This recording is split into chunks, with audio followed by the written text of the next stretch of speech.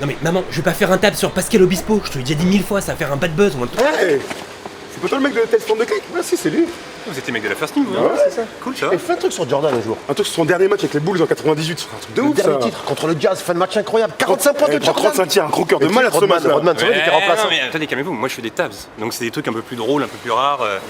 Par exemple, vous saviez que Jordan il adorait les potatoes? Non. Hein? En fait, il fallait tout le temps ses potatoes avant un match, ok? Et un jour il n'y avait plus de potatoes. Du coup il est allé voir son assistant et lui a dit ils sont mes potatoes.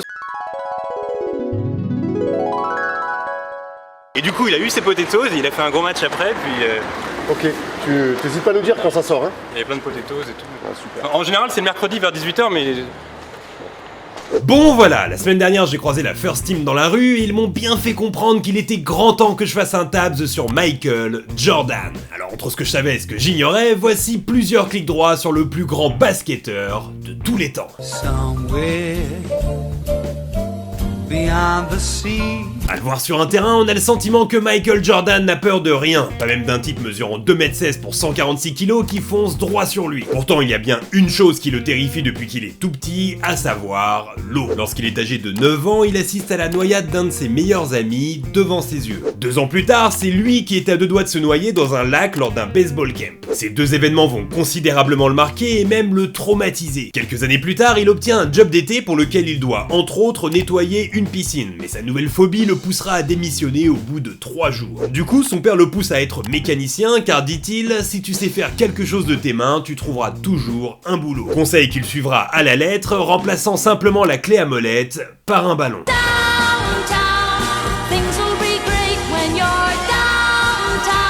En 1984, Michael Jordan quitte la Caroline du Nord, direction Chicago. À l'époque, c'est un jeune joueur prometteur, mais pas la star qu'il est aujourd'hui, et ça, il s'en rend compte le premier jour lorsqu'il sort de l'aéroport. Les dirigeants des Bulls avaient complètement oublié qu'il arrivait ce jour-là, du coup, personne n'était sur place pour l'accueillir. Perdu au milieu de la foule, il est abordé par un chauffeur de limousine qui lui propose son aide. Ce dernier vient également de Caroline du Nord et lui offre une course pour presque rien. Avant de le déposer, George Kohler, c'est son nom, lui balance à la cool: écoute, si tu veux boire une bière dans les prochains jours, appelle-moi et je te ferai découvrir les meilleurs coins de Chicago. Au final, 35 ans plus tard, ces deux-là sont encore aujourd'hui les meilleurs amis du monde. Voilà, moi perso en 2011, je suis allé à Chicago et à l'aéroport, il y a un taxi qui m'a saigné comme un touriste. 67 $ jusqu'à l'hôtel, c'était un truc de ouf. Le mec il m'a... T'arrêtes là, ton histoire ça intéresse personne, on parle de Jordan. Ouais, ça va, ça peut peut-être intéresser les gens qui partent à Chicago. Bon allez la suite là, vite.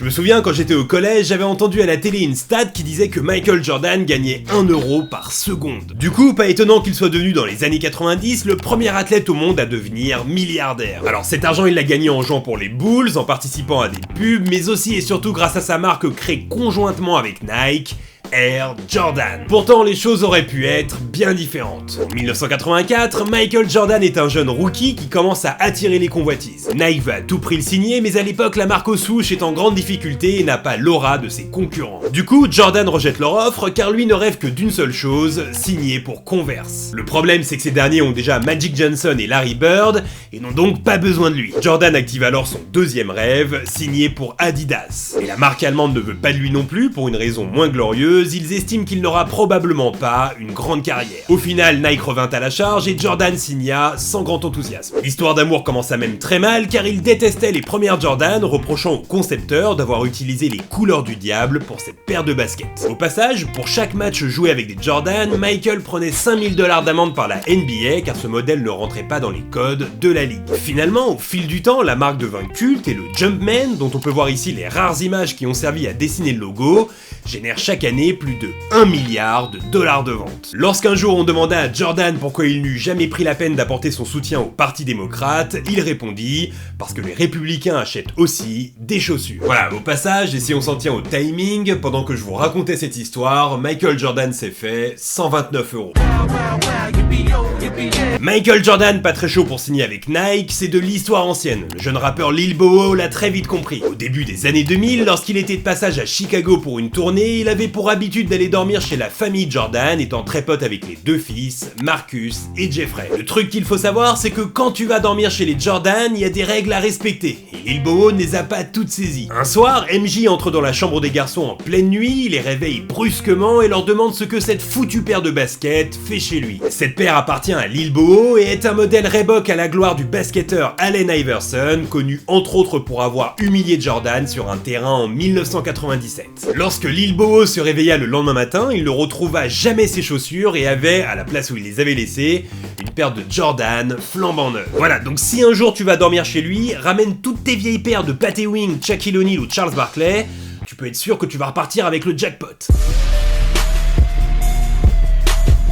Bon, quand tu penses à Michael Jordan, t'as automatiquement le numéro 23 qui te vient également à l'esprit, c'est sa marque de fabrique. Pourtant, le 14 février 1990, les spectateurs d'Orlando ont eu la chance de le voir évoluer pour la seule fois de sa carrière avec le numéro 12. En effet, quelques minutes avant le match, Michael Jordan, de retour au vestiaire, se rend compte que son casier a été complètement dévalisé. Pendant que les autorités recherchent le coupable, Jordan sort un gros match, met 49 points, mais voit son équipe perdre en prolongation. Une défaite qu'il associera par superstition à ce fameux numéro 12. Toujours est-il que 27 ans plus tard, on attend toujours que le voleur revende tout son stock sur eBay.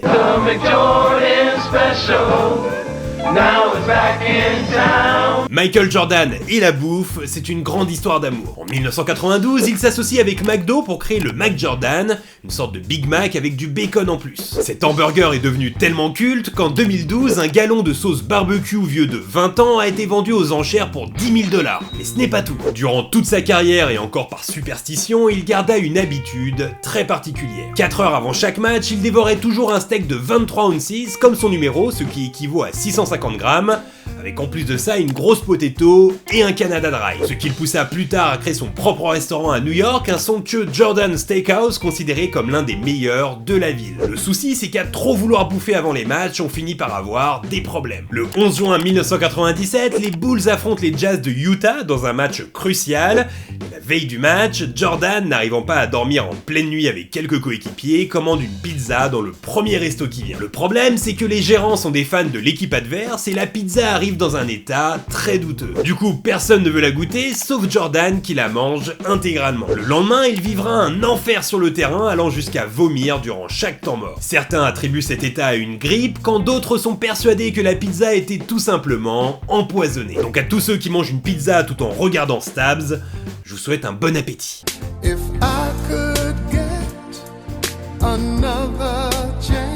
Le 23 juillet 1993, le père de Michael Jordan, James Jordan, est retrouvé assassiné dans un marécage à Bennettsville. Ce dernier était en train de se reposer dans sa voiture après de longues heures de route quand Daniel Green et Larry Demery lui tirèrent dessus pendant son sommeil, afin de lui voler sa Lexus SC400. C'est en fouillant dans la boîte à gants qu'ils se rendirent compte qu'ils venaient de tuer le père de Michael Jordan. Ironie du sort, l'un d'eux portait un t-shirt Jordan au moment du meurtre. Cette tragédie affecta considérablement MJ et le poussa à prendre sa retraite quelques mois plus tard, pourtant au sommet de sa carrière. Comme son père le rêvait plutôt joueur de baseball, Jordan surprit le monde du sport en s'engageant avec les White Sox de Chicago, mais évolua pendant un an avec leur équipe réserve, n'ayant pas le niveau pour jouer au-dessus. Ce qui le poussa à effectuer son grand retour aux Bulls en 1995 et de remporter à nouveau le titre le 19 mars 1996, jour de la fête des pères. Une coïncidence symbolique qui marqua l'Amérique lorsque toutes les télés le filmèrent écroulé au sol après le match, en train de pleurer toutes les larmes de son corps. Pour la petite histoire, si Michael Jordan tire la langue lorsqu'il joue au basket, c'est en hommage à son père qui avait lui-même l'habitude de tirer la langue lorsqu'il effectuait un travail manuel. L'hommage est total. How lucky can one guy be? Si Jordan a arrêté le basket pour le baseball, c'est officiellement par lassitude et pour son père.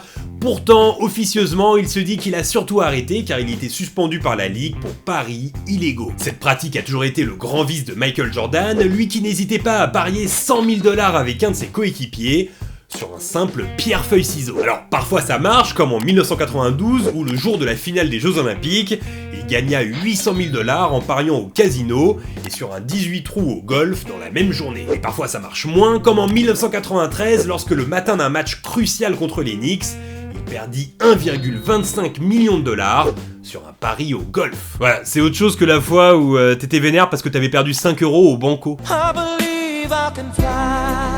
En En 1992, Washington affronte Buffalo lors de la 26e finale du Super Bowl, mais l'événement ne se situe pas sur le terrain, mais à la mi-temps, lors des pubs. Ce jour-là, l'Amérique entière découvre une association folle, celle de Michael Jordan et de Bugs Bunny. Cette pub fut tellement bien reçue qu'elle poussa les producteurs de la Warner à réaliser 4 ans plus tard le film Space Jam. Jordan connaissait déjà l'univers du cartoon, puisqu'en 1991, un dessin animé nommé Pro Star suivait les aventures de 3 sportifs, le joueur de hockey Wayne Gretzky, le joueur de baseball et de football américain Bo Jackson, et Michael Jordan, donc. Ce dernier fut traité comme un roi par la Warner, qui répondit favorablement à tous ses caprices, dont celui de construire un gymnase géant pour qu'il puisse jouer au basketball pendant les prises. Ça paraît bête à dire, mais Michael Jordan adorait le basket à tel point qu'il signait toujours dans ses contrats une clause intitulée Love of the Game. Elle lui permettait de jouer où il veut, quand il veut et avec qui il veut, sans aucune contrainte. Et c'est sur cette info très Pierre de Coubertin que se clôt l'épisode